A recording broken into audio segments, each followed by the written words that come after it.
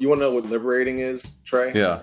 Going up to visit your brother at some point in the middle of his career when he's very popular, getting a couple of libations with your buddy, taking one of his jerseys and putting it on and walking down the street acting like I'm Tiki Barber.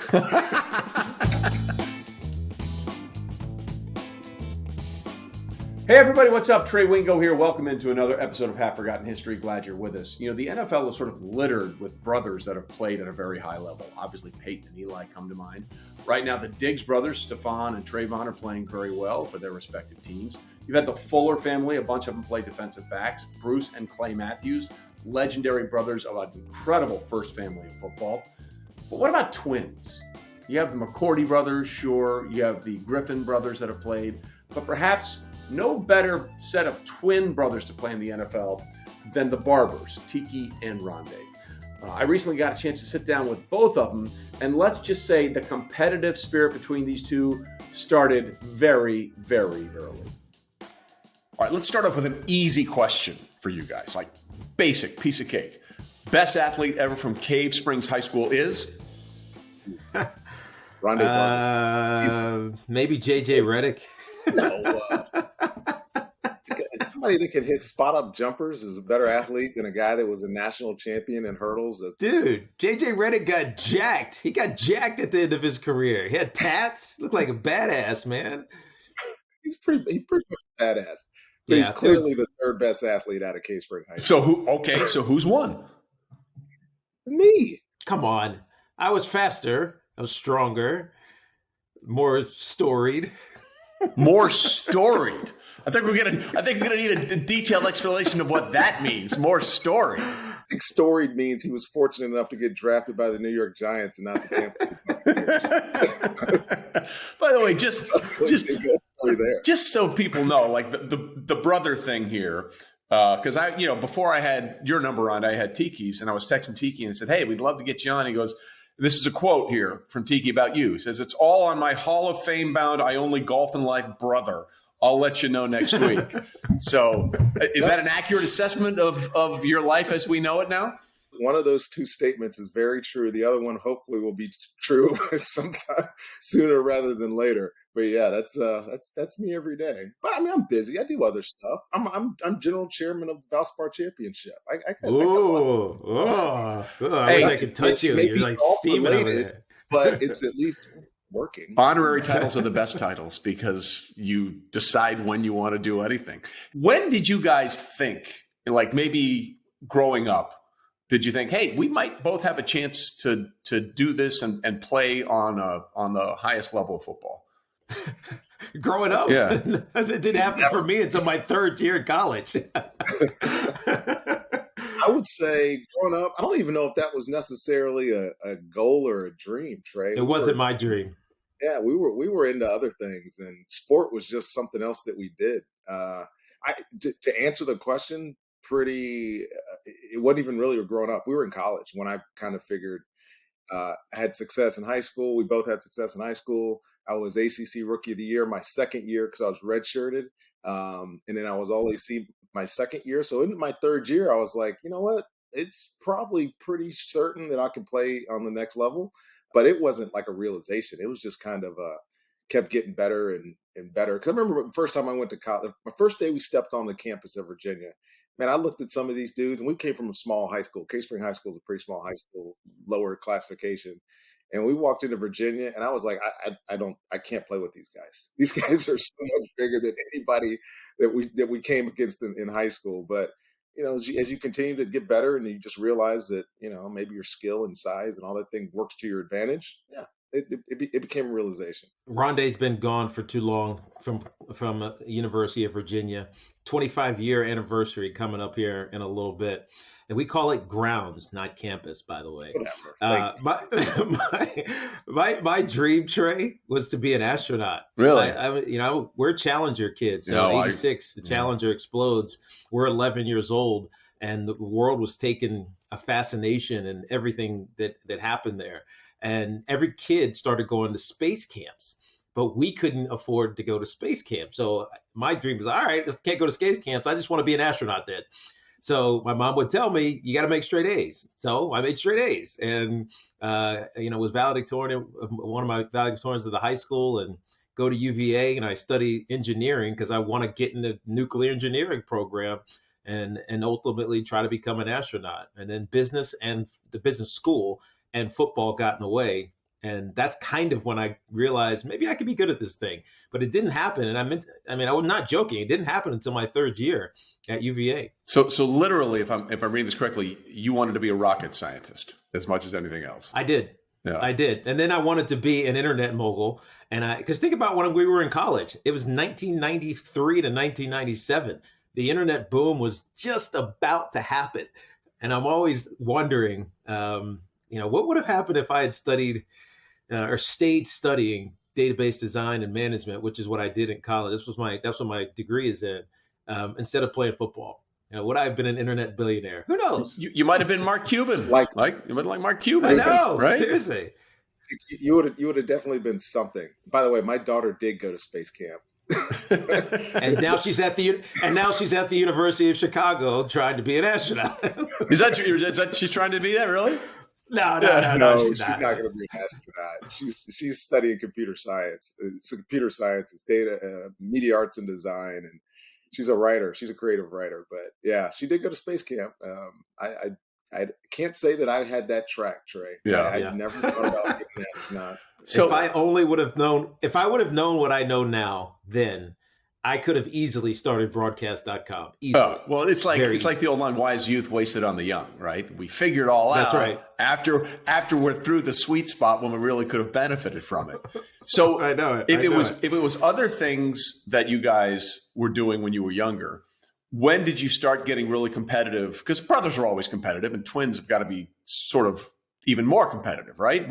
When did you guys start having the athletic competitions amongst yourselves? Like, oh, he did this, I'm going to do that. That's been forever, Trey. That's forever. And honestly, that's probably why we did make it, but not realize that there was something bigger out there. Because, when we were little kids up at my grandmother's house in Eastville, Virginia, playing baseball against a tree, right? Because there was nobody else to play with. It was, right, we were competitive. Like somebody had to win. It was never like, good game, good job. It was always fighting to see who could come out victorious. And so once we got a little bit older, probably I want to say 12 or 14, and we started wrestling because we didn't make the basketball teams.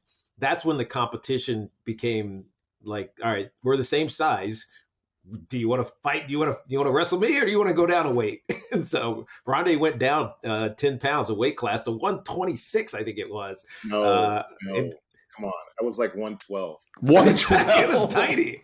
It's little. This is little. This is like our freshman year. He's just a little guy. And then, and so we would compete against each other's successes. Like if I would win a match, then Ronde would win a match. If I got in trouble, because this actually happened by slapping a kid in the middle of the match, Ronde got kicked out of it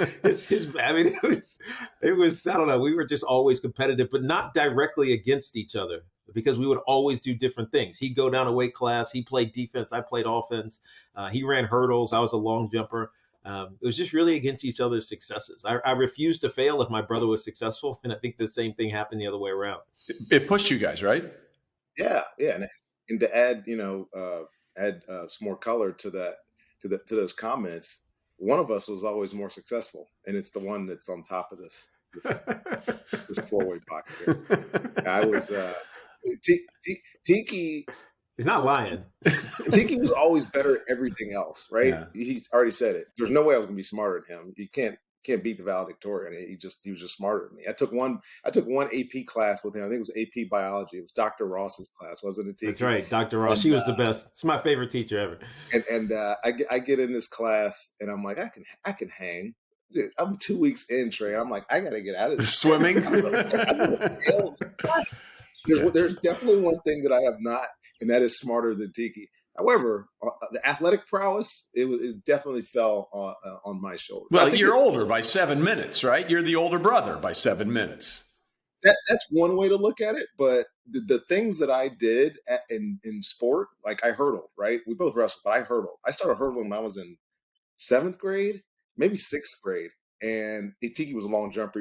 I couldn't outrun him. So it was like, I'm not going to be a sprinter. I'm not going to run the 100 because I'm going to finish second every time. So I went and started hurdling, and I became the best hurdler in our area.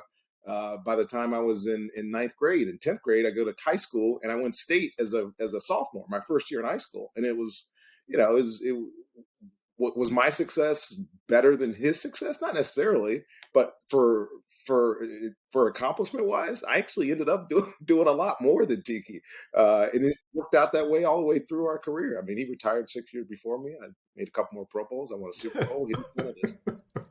See how he casually I was about to say, he just sprinkled that into the conversation. Just want to throw that in there, just to stir things up. What the hell can I say? Yeah. What can I say? Yeah. You're wrong. Yeah. Actually, no, you're not wrong. So what can I say? Yeah. I just kind of accept it, Trey. Well, he accepted the fact that he'll never have your brains. So I mean, this is what you do. All right. So was there a conscious decision for both of you guys did you guys both really want to go to the same university, or did it just work out that way?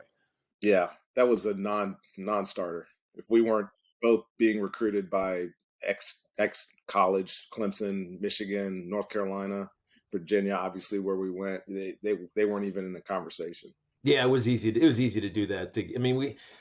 So here's the thing. I mean, you wouldn't know it now, Trey, because what I do for a living, on WFAN locally, and been in media really since my second year in New York.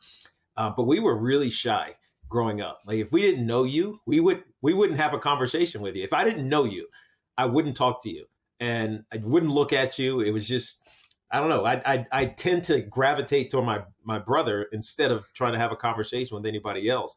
And so when college came around, I don't want to say we were terrified, but it was just no way I was going to go to college if I had the choice without my brother. And to be honest, it was the greatest thing that happened to us, because when we get on grounds at UVA, we're there early because of football, and there's nobody, like literally nobody else in our dorm. We stayed in the old dorms. They don't have football dorms, so it wasn't like, all the football play. It was, you're in the old dorms where you're going to be for your entire first year, and there's nobody on our floor except for me and Ronde, and actually our RA, Chip Roy, who is now a congressman down in Texas. Shout out to Chip, the RA. Let's go. Shout out to Chip. But it was necessary for us to be together when I think about it in retrospect. How much did that benefit you, Ronde? Well, so he failed to mention that, that part of that shyness was like an inability to articulate, like, to other people. Like, we had this twin speak. My mom talks about it all the time. And it was essentially just like mumbling under your breath and like inferring what I was thinking. He was probably thinking the same thing. There's only one of our friends named Chris Vaughn, who we grew up with, who could understand it. He was, because we were around him so much. So he would be in the type of conversation with us, So I think a lot of people looked at us like sideways, like, these are the two smart kids that are really good athletes that are just mumbling under their breath and speaking a language that only the two of them know. Yeah, exactly. That's right. But the truth of the matter is that, I needed a comfort blanket, right? I needed. We shared the same room until we were second year in college, and before and at that we lived in the same apartment, just different rooms. So it was definitely easier for me to be comfortable in new environments when he was around, which, be honest with you, when we were 21 years old and we get drafted to Tampa and New York,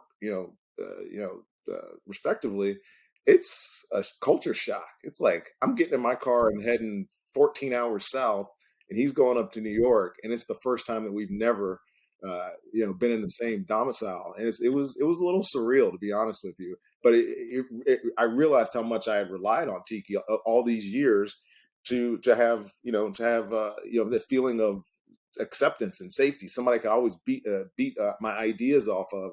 And when he was gone, it was like, well, I guess I got to get a cell phone. Which back then was a really huge thing and didn't really have all the apps that we have on there today. You mentioned the draft, and you guys, somebody went in the second round, somebody went in the third round.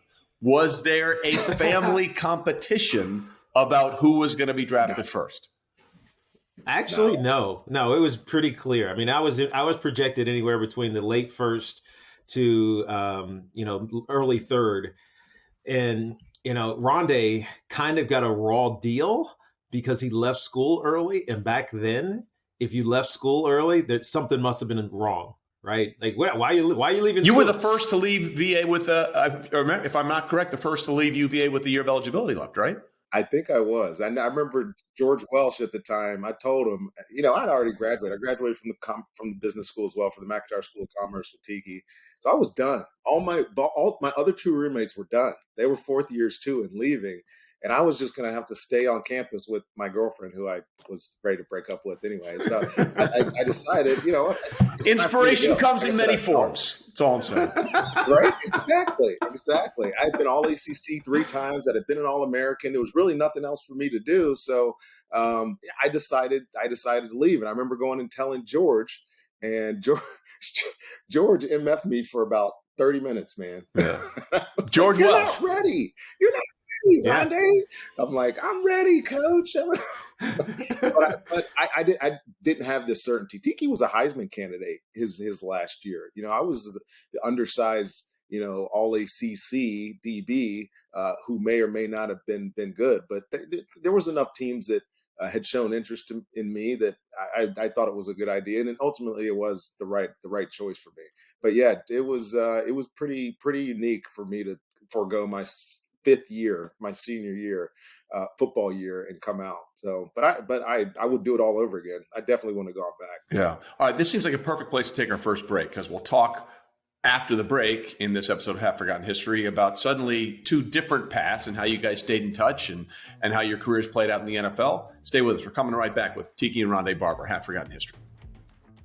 So it's championship week, which, as we all know, means March is about to get a little madder. Let's jump into the odds with Trey's Trends, brought to you by Caesar Sportsbook, which allows you to get in on all the action with odds available for every game, as well as future odds for 24 men's conference tournament championships.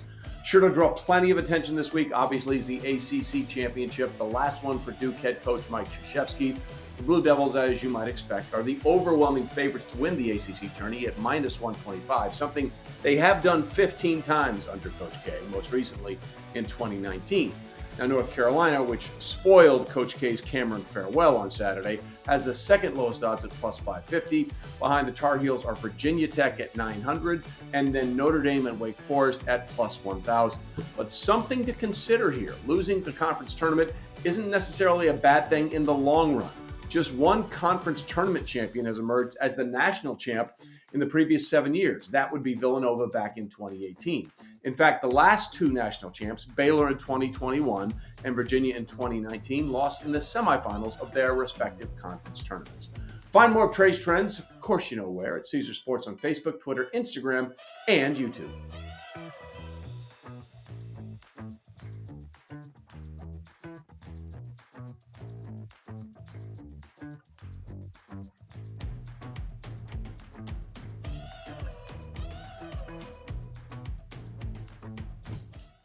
All right, back with the Barbers, Tiki and Ronde on Half Forgotten History. So, like you said, first time you guys sort of in a different domicile. You head south, Ronde to Tampa. Tiki, you head to New York. Let's start with you. What was your first, Tiki, your initial foray into New York? What were you thinking? What was it like? So I was scared as hell. I mean, we're still Southern boys. Yeah. And I had been to New York one other time. I mean, I think we were really little. We went with my uncle, who was from Yonkers, but that wasn't New York City. When my girlfriend, who eventually became my wife, my first wife, and I were dating in college, we went up to see her sister, who lived on the Upper East Side. And it was cool, but like cabs didn't drive in the right lanes. It was just chaos. It felt like so loud and busy. And then when we were there, we got a massive snowstorm. I don't know if people remember the snowstorm, but if you're in New York, you maybe do. It's 1990, I want to say 6 or 5, not 5 or 6, and it shut down the city. Like, very rarely the snowstorm shut down. It shut down the city. Like, there was no travel. The trains weren't running. Like, we couldn't get home. And so we ended up sleeping on the floor of Myung, my ex-wife's sister's floor, for like 3 days, until we finally got this really slow, like moving, crawling train back to back to Charlottesville. In fact, we had taken the bus up, which tells you something. We took the bus up to New York, and the buses weren't running anymore. And so when we get back, I'm like, if I never have to go to that city again, great. And then guess what? Yeah. Guess where I get drafted? Karma remains undefeated, right? That's right. And I lived in Jersey City my first year. I was by myself. I had this massive apartment that it just said, I don't know, it was right on the water, but not in the city. And then when my girlfriend, soon to be wife, came up, we decided to move to the city. So we moved to the Upper East Side, which was crazy. It was culture shock, as Brandy was talking about. But it was, I mean, I'm still saying hi to people. Hey, how you doing? They're looking at me like, who the hell are you? You know what I mean? Whereas in Virginia, you say that, they're like, oh, how you doing? Do I know you? Yeah, where's your family from? Blah, blah, blah. But I grew to really enjoy the solitude amongst the chaos, if that makes sense. Right? You can get lost. See, Ronnie, he's using that big brain on us again. He's using that big brain on us again. No, I'm not. But I mean, I'm a football player, but I don't look like a football player. You know what I mean? I'm 5'9.5" and 200 pounds. I could be anybody. And at this point, I'm not famous. And so it was kind of liberating in a way. And I really enjoyed it. Even though I was scared when I first moved into the city. You want to know what liberating is, Trey? Yeah.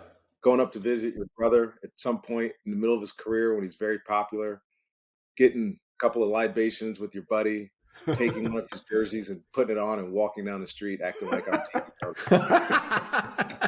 How'd that work out? No, hold on. Ronnie's an ass. All right. So he takes my car. I live on the Upper East Side. He takes my Mercedes and I don't know where you went, but you go somewhere and he runs out of gas. And he's blaming me because he ran out of gas. And I'm like, dude, and he's like, there's no gas stations in New York City. I'm like, there are gas stations in New York City. They're always on the outside. You can find them on the west side or the east side. You can find a gas station. So he runs out of gas and he's so pissed off that when he gets back, he's like, he takes my jersey and just goes out and walks down the street and acts like, oh, there's Tiki Barber wearing his own jersey walking down the street. That's almost as bad as like going to a concert and wearing the T-shirt of the band that's in the concert, right? That's sort of the same thing. Nobody wants to be that guy. Nobody wants to be that guy. He made me be that guy in my home neighborhood on the Upper East Side. It's kind of funny. I kind of respect it, actually. So your experience, Ronde, going to Tampa, obviously very Southern, and Tampa's sort of I wouldn't call it a big city. It has sort of a slower pace to it. What was your experience like when you got there, especially under Tony? Yeah, well, Tampa, I mean, it's, middle market, right? 13 or something, 14. I don't even know what it was then, but now it is. What I first realized about Tampa is that nobody's from Tampa. So it's like me coming into Tampa was just like everybody else coming to Tampa. In fact, he mentioned his wife. I met my wife my first year in Tampa. She had just transplanted here from Detroit because her parents were retiring just north of where we live now. And so there's always this running joke, and down here he's like, "Oh, where are you from?" "Oh, I'm from Tampa." "Oh, you're the one." Okay. Yeah. So coming south, obviously, much longer drive for me. I remember getting in what did I have? I had a Toyota 4Runner. That was the car that I bought right after I got drafted, and throwing all my stuff in the back of the car, driving down, stopped in Atlanta, stayed with a friend, and then took that next, I think, 8-hour drive all the way to Tampa. And I remember thinking the whole time, like, where in the hell am I going? Because when I got drafted, this is talking about unknowns here. When I got drafted, and I knew who Tony Dungy was, I didn't know he was the head coach of the Tampa Bay Buccaneers. I swear to God, I had no idea who the head coach of the Tampa Bay Buccaneers was. The only time I'd ever seen him was the off chance that they played the Redskins, because we were Redskins fans. We watched football every Sunday, but I never watched them otherwise. I had no idea what was going on in Tampa. So when I got down here, it was very comforting, to be honest with you. It's a very welcoming town.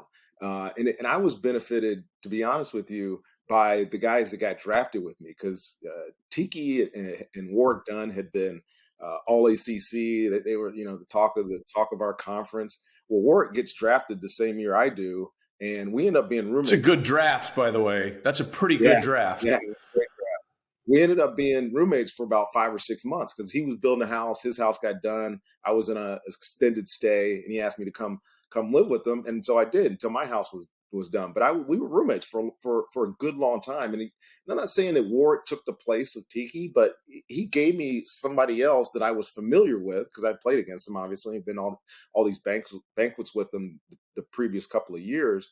And so I felt at home. It felt pretty normal to me. And I don't know if people have been to Tampa, but Tampa it's quiet, but it's sneaky fun. Yeah. There's a lot to do in Tampa. You can have some fun in Tampa if you want to. We'll just leave it at that. You can have some fun in that town if you so choose. Yeah, I realized that if I would have gone to a place like New York, because my personality is a little bit more outgoing than Tiki's, and there's some trappings in New York that probably would have got the better of me that somehow did not get the better of me here in Tampa. So I'm very thankful for being trapped by Tony and Rich McKay here in 1997. And looking around that locker room, when did you realize in Tampa, we got some dudes? Like, we got some dudes on this squad. Like, we got some dudes. Yeah. Well, I mean, I knew who Derek Brooks was, right? He got drafted in 95, 2 years before me. Everybody knew who Warren Sapp was just because of the nature of Warren Sapp, and you look around the locker room. This was before John Lynch was John Lynch, but he had a presence to himself.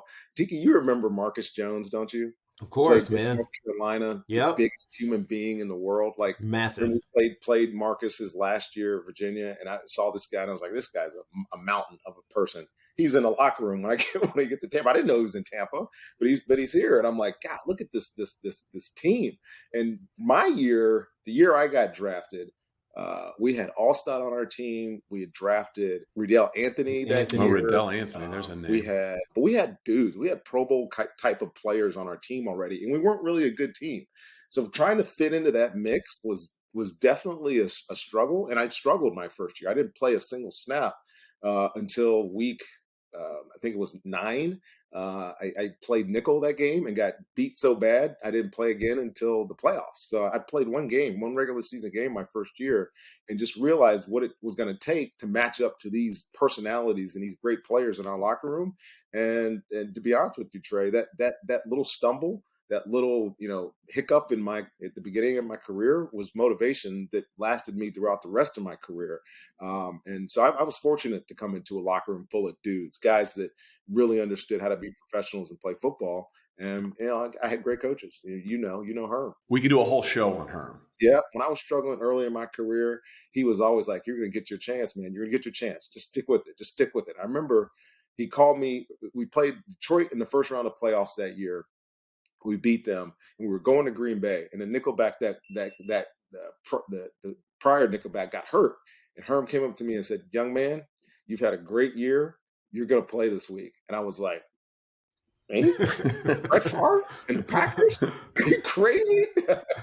But I had a good game, right? And it was his confidence in me was a springboard. And then in '98, my career started to take off a little bit. So I was very blessed to be where I ended up. Both of you guys went to situations where you played for not one but two really, really good head coaches. Obviously, Tony Dungy and then John Gruden, Ronde for you. You walked in with Jim Fossil and then got Tom Coughlin. I mean, that's also not a bad run for a player to have those kind of coaches. No, I mean, I was lucky that I hung on because I started, unlike Ronde, I started right away. You remember, Trey, Rodney Hampton was basically at the end when I got there. And I remember Jim Skipper, my running back coach, said to me, "Teak, you might start. If you can figure out this playbook, you're going to start." Obviously, I figured out the playbook because I'm a geek like that. And I ended up starting right away. But I got hurt. It took me 4 games. I got hurt. I got knocked out against the St. Louis Rams. Toby Wright knocked me unconscious. The next game, I was okay, but I was just kind of like, it wasn't great. And then I hurt my knee against the Saints on the horrible AstroTurf at the old Meadowlands, and I didn't play for 5 weeks. And then I just kind of waffled, right? And then Jim Fossil said, like, he always had faith in me, like Tony Dungy did in Ronde. He said, "Stop trying to be the starter. Just be the best third down back and the best punt returner in the league." And so that's what I focused on. And I'd catch 75 that is, 80 passes a season. And, had a bunch of receptions, was good on third downs. And eventually Sean Payton came and changed our offense. And instead of doing, 3 yards in a cloud of dust running behind Charles Way, we're running Dickum tosses, which is, bunch right, toss, crack, scissors. So you start out the right side. Everybody's like, flowing that way. I stick my foot in the ground after 3 steps. I'm going back the other way with my tackle now, sitting there waiting for the trailers to come knock them out. And it suited my game. And, in 2000, we go to the Super Bowl because of that offense. Ron Dane had just been drafted to replace me, but we became a good combination of thunder and lightning. Yeah, that's right. But the challenge was, Fossil got fired a couple years later. And I was good. I wasn't great. I was good. Coughlin came in and hit every little detail about my game, every one. And Gerald Ingram, my running back coach, and I crafted me into the guy who rushed for 1,600, 1,800, and 1,600 yards my last 3 seasons. This is a crazy stat, Trey. I had as many yards my last 3 as I did in my first 7. Which is insane. Yeah. And those last 3 obviously were under Tom Coughlin. So, yeah, I give him a lot of credit for being a great coach. And of course, the transition for you was to change the way you carried the ball, right? Because we had the fumbling issue, and then you went like 3 points of contact, right, high and tight, and it was like this the whole time, but it worked.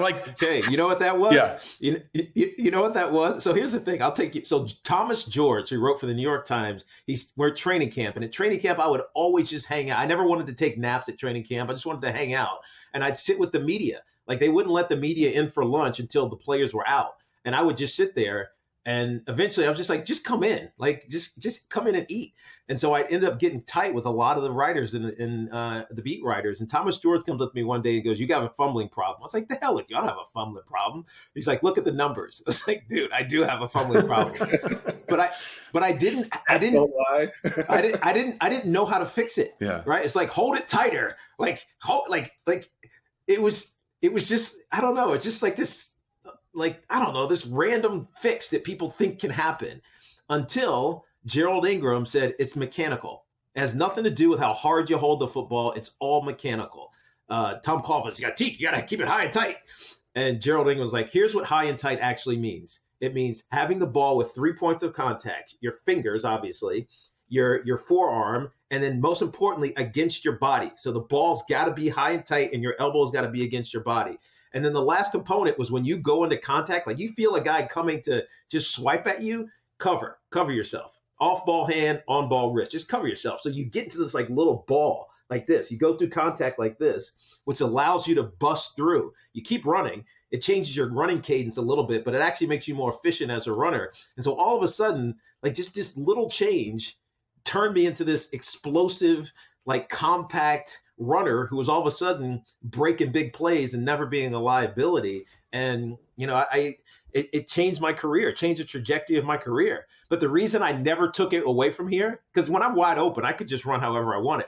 But I always kept it here because Coughlin would be like, high and tight. Every time we run a ball, high and tight. And I'm like, all right, well, fuck you. You want it high and tight? It's going to be high and tight, right? High and tight, and this thing, man.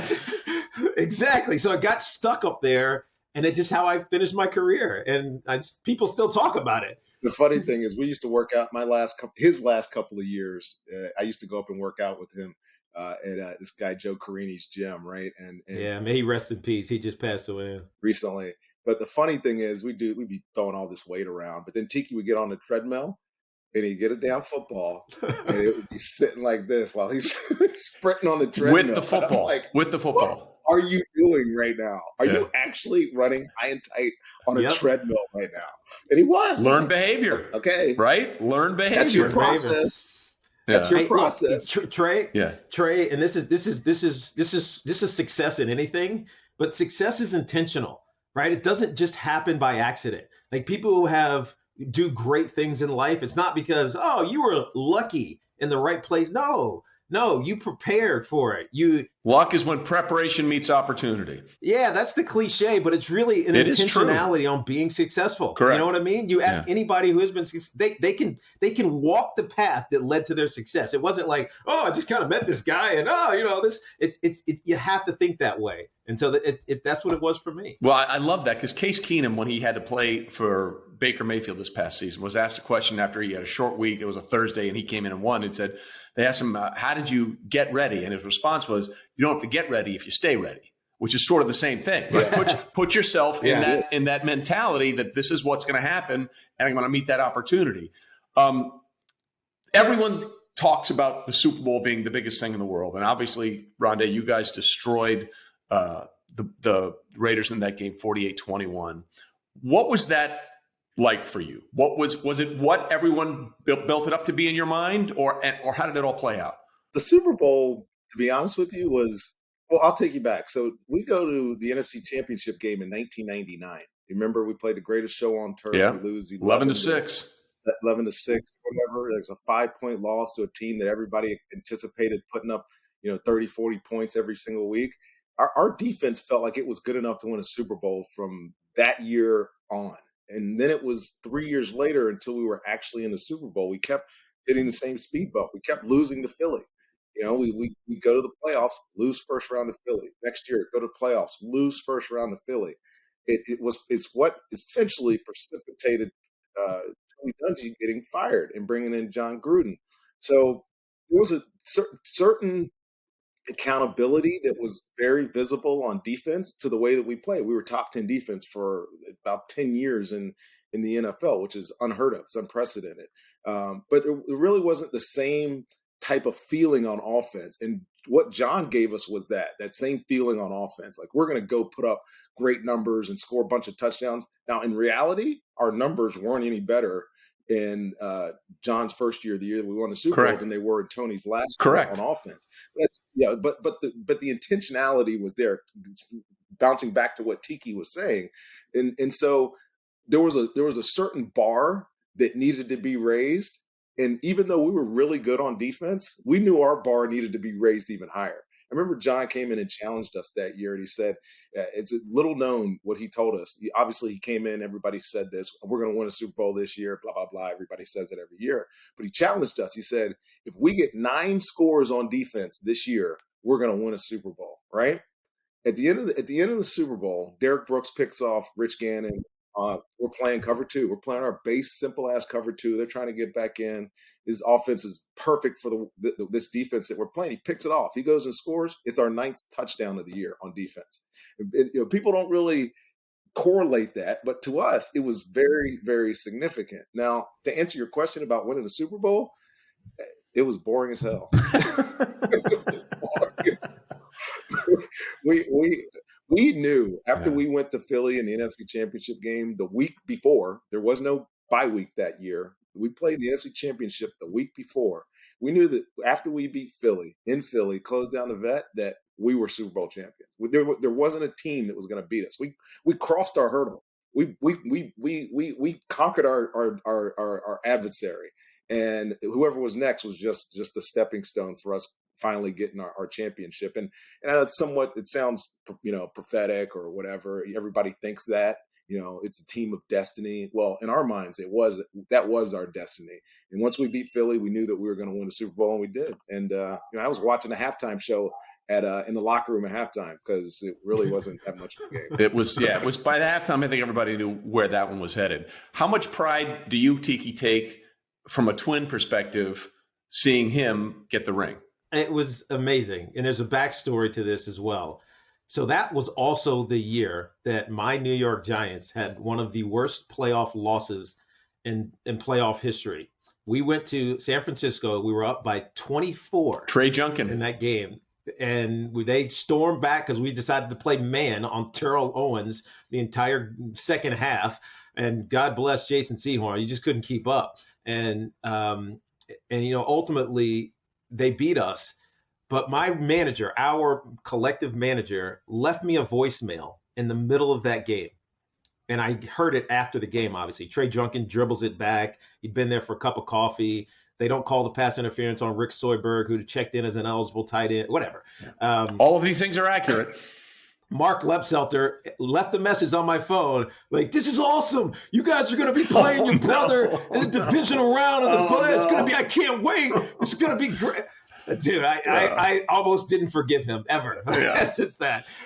Right. So, I mean, we're out of the postseason, and for now I'm a spectator. And so I'm down in Tampa, watching the 49ers. I'm on the sideline, watching the 49ers take on the Bucs. And I knew the 49ers didn't have a chance. Ronde gets a pick, takes it back to the house, and I'm standing right there. I'm just like, oh, it was awesome. It got called back as a penalty, but whatever. Unnecessary roughness as I was going into the end zone. Like, that's right.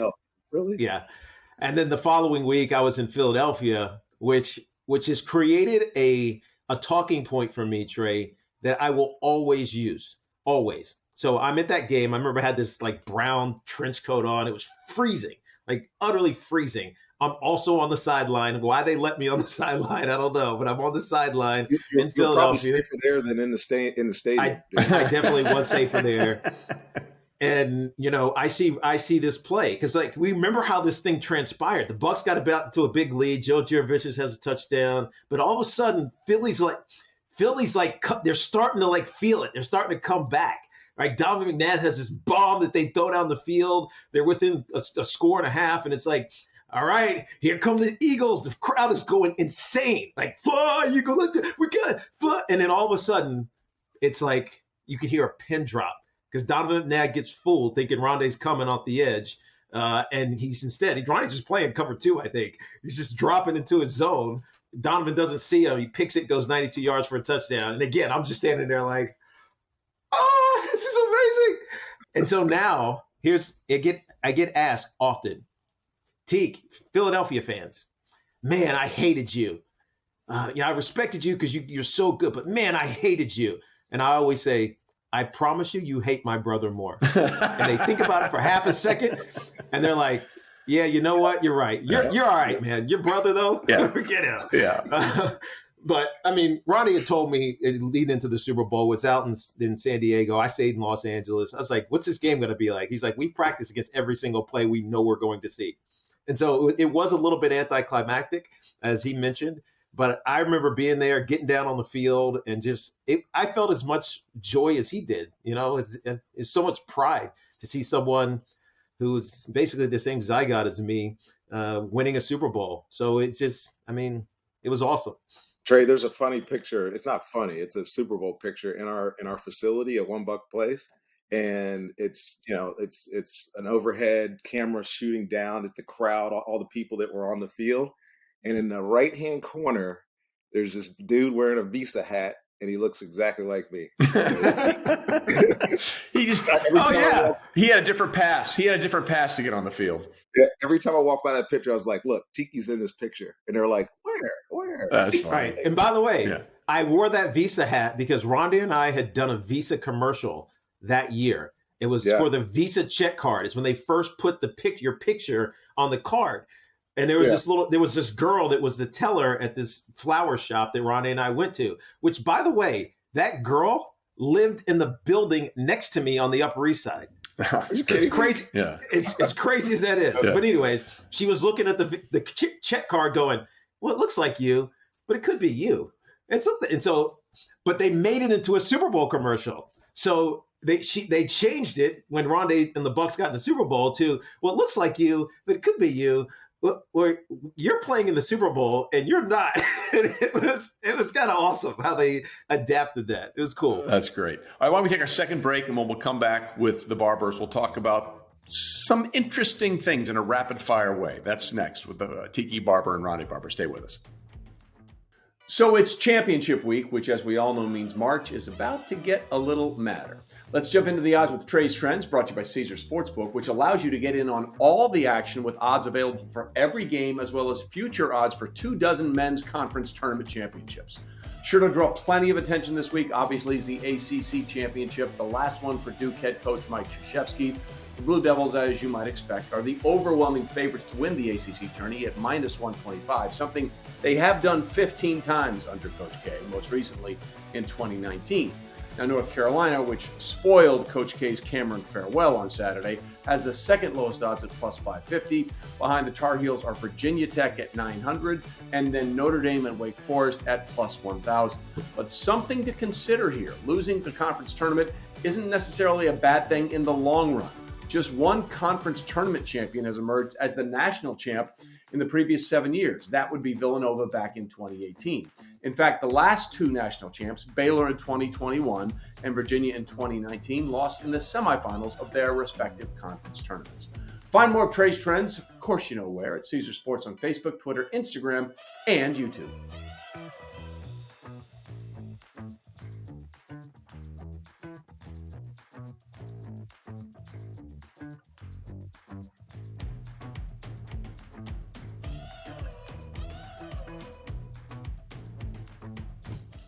All right, back with Tiki and Ronde Barber on Half Forgotten History. Okay, let's all assume that the Mannings are the greatest brothers in NFL history with all that Peyton and Eli have accomplished.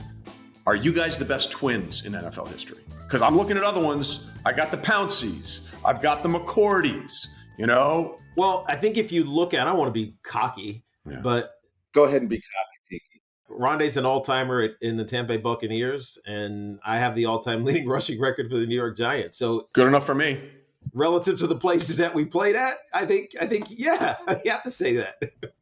But it is a blessing, though, to think of, because when you think about it, I think the McCourties are also identical. I don't know if the Griffins are identical or not, but identical definitely are. Yeah, you can tell them apart. The McCourties definitely are. Yeah. But to have identical twins, right? An egg is fertilized, it divides unnaturally into two, both survive, implanted in the womb of a mom, and both are born, and then both come out and they both turn into athletes. They're both like the fact, like how that happens it's rare. It's so rare and random in a sense.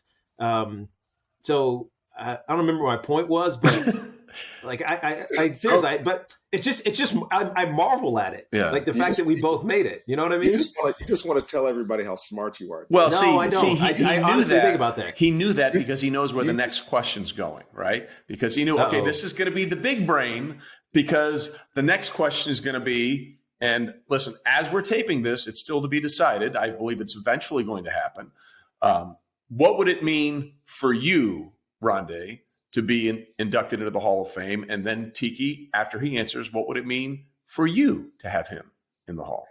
Yeah, it'll happen at some point. I don't know if it'll be this year or next year or the year after. I don't know. I guess I got to find a good way to understand how the sausage is made and how someone with the career that I have is yet to be really considered to go in. But it'll happen. I'm not doubting that because I shouldn't be there, right? I'm a small 5'9.5", 180-pound corner that at the beginning of my career, everybody wanted to replace me. I mean, not just, local media. It was people within the team. They thought I wasn't good enough. And so my story is a success story. And then not having just made it, but then thrived and really done unprecedented things. I don't want to say that I feel like I deserve to be in the Hall of Fame, but I like to see somebody that matches my resume. So when I do get there, because I know where I came from, never having been the star ever at any level, partly high school and college because of that dude right there.